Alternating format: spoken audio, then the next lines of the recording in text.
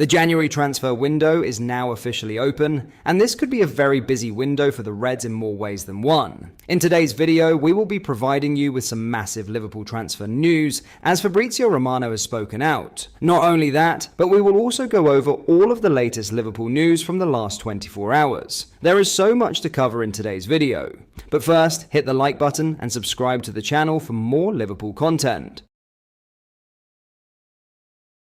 This video is sponsored by Clothing. Clothing is a Liverpool clothing site owned by match-going fans. Each design is limited edition and is perfect to wear on a match day, on the terraces at Anfield, down your local, or cozy in the comfort of your own home. As stated, each design is limited edition, and if a product is showing out of stock, they will not be restocking the item, so if you have your eye on something, grab it fast.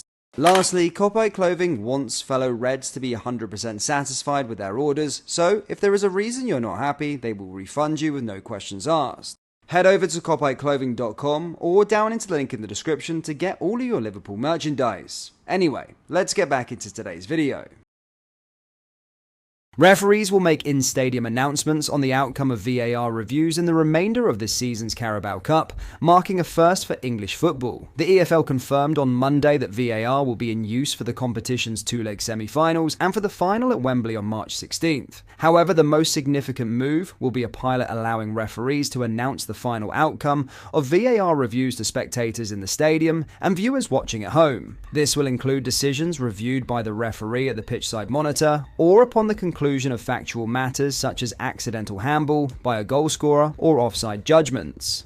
In-stadium announcements have not been used in the English game before, and the most memorable recent example of this approach being trialled was at last year's Women's World Cup in Australia and New Zealand. The new pilot forms part of PGMOL's broader commitment to transparency and embracing technological advancements for the benefit of match officials and fans, an EFL statement read. This latest pilot has the support of the EFL and follows earlier collaboration with PGMOL in 2018 to trial VAR in EFL competitions ahead of its introduction in the Premier League. Arsenal face Newcastle over two legs in the first semi-final, with the first leg to be played on January 7th. Tottenham play Liverpool in the other semi, with the first leg at Spurs on January 8th. VAR has been used in the semi-finals and final of the Carabao Cup previously, but was not used in last season's semi-finals because one of the final four, Middlesbrough, do not play their league games with the technology. As the January transfer window opens, it has been a busy start. Liverpool have rejected an offer from Real Madrid to sign Trent AlexanderArnold in January, according to several reliable journalists. Liverpool have rejected an offer from Madrid to sign AlexanderArnold in the January window. Reported by The Times' Paul Joyce among several others, the Spanish club made contact with Liverpool on Tuesday over a permanent deal, but they were immediately rebuffed. The journalist added, "The conversation did not reach the stage at which numbers were mentioned, with Liverpool offering no encouragement to Real." The Mail's Lewis Steele wrote that it was a club-to-club approach rather than a formal offer or monetary bid. Hence why no figures have been reported. While this by no means, of course, rules out a move in the summer, it does cement the Reds' position of not allowing their right back to leave in January. Madrid will no doubt try to unsettle AlexanderArnold, but this immediate rejection should tell them that the player is fully focused on winning trophies this season. Fabrizio Romano has said in his latest update, Real Madrid are extremely confident and optimistic about signing Trent AlexanderArnold. Liverpool still have hope that Trent AlexanderArnold will stay, but they know it will not be easy because Real Madrid are pushing hard. The strategy of Madrid was to approach Liverpool to show them how they would go really strong for Trent. They wanted to send a positive message, meaning showing their respect, and are willing to offer money now. Liverpool don't want to negotiate in January. In some other news, with Joe Gomez set to be out for a while with a new hamstring injury, the focus will turn to Ibrahima Konate and his return from a long-term knee issue. Gomez is expected to be sidelined for quite a bit after pulling his hamstring against West Ham, as Arne Slot told Sky Sports. In a sprint, we all know it's a hamstring, and we all know it's going to take a while before he's back, the head coach told reporters. It is a gutting setback for Gomez, who was on a run of 8 starts in the first half of the season that has seen him otherwise avoid injury. But with it likely he is missing for at least 2 weeks, and as many as 10, depending on the results of a scan at the start of the week, Slot will require a replacement for the short term that will be Jarell Kwanzaa, but the Dutchman is hopeful Konate will be back in contention soon enough. Slot was asked before the trip to West Ham whether Konate and Connor Bradley, who have both been out for a month, could be available against Man United on January 5th.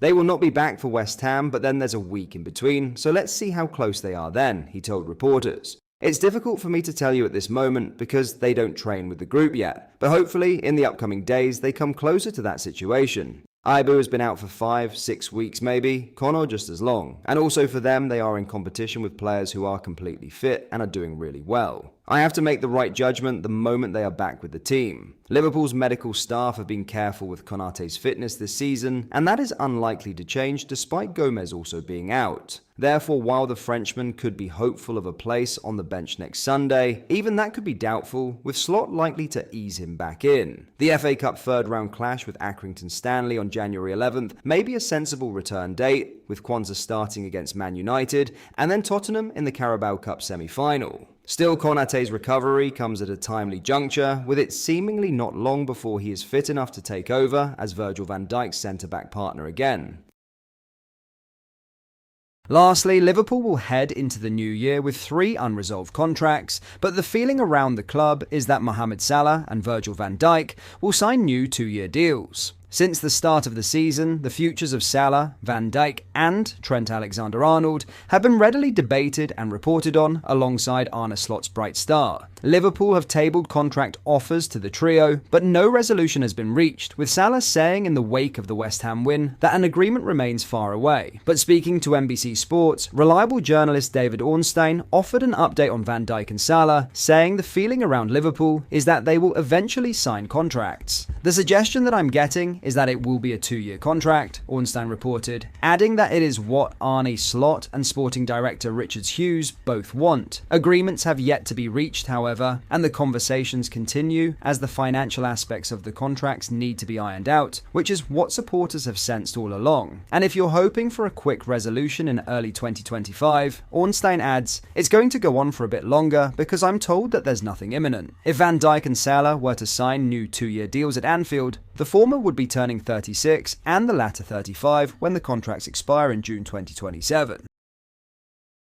With Man United closer to the relegation zone than Liverpool are to second place, new manager Ruben Amorim has conceded that his side are being dragged into the elimination fight. Liverpool and Man United meet on Sunday in a battle with stark differences, with Arne Slot's side setting the standards at the top, while Amorim's men slump closer to the relegation zone. Asked by BBC Sport if his side are now in a battle to avoid the drop, Amorim said, I think that it is a possibility. We have to be clear with our fans. We have to change something. This season will be really hard on everybody. Asked if it was embarrassing to be discussing relegation as manager of Manchester United, Amorim said, yes, it is also my fault in this moment. The team is not improving, it is a little bit lost in this moment, so it is a bit embarrassing to be Manchester United coach and to lose a lot of games. Here's hoping another loss will come Amorim's way on Sunday, adding to his misery of the poorest league start of any United manager for 103 years. That brings us to the end of today's video. Let us know your thoughts down in the comments section below. If you enjoyed it, please do hit the like button and subscribe to the channel for more daily Liverpool content. Thank you.